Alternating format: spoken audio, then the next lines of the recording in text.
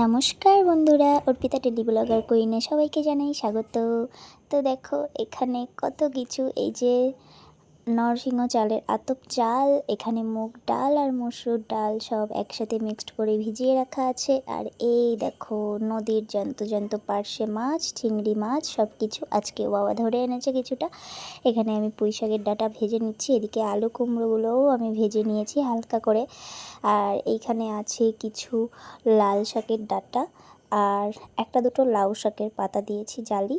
তো বলো তো, গেস করতে পারছো কেউ কি? আর এই হচ্ছে আমার পাগলি পাগলি ভাব, মানে আমি এই হাঁড়িটা ভাবছিলাম যে এই হাঁড়িতে এইগুলো সব ধরবে কি না, এত কিছু। তারপরে মানে অনেক ভেবে দেখলাম যে এতটা চাল ডাল কিছুই ধরবে না, তো একটা নতুন হাঁড়ি ঝপ করে আমি ধুয়ে রেডি করে নিয়েছি যে এই হাঁড়িতে করেই করব, নতুন হাঁড়িতে করে আজকের নিরামিষ খিচুড়িটা।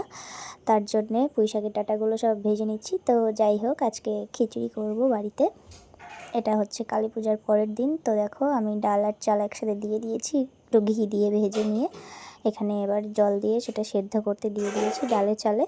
তো আমার খিচুড়িটা কমপ্লিট হয়ে গেছে। যেহেতু একা একা ভিডিও করি, সবাই জানো, কেউ ধরে দেওয়ার নেই, তার জন্য খিচুড়িটা একটু টাফ আমার কাছে, কারণ আমি খুব একটা পটু নই তার জন্যে। তো আর ভিডিও করতে পারিনি, তো যতটুকুনি করেছি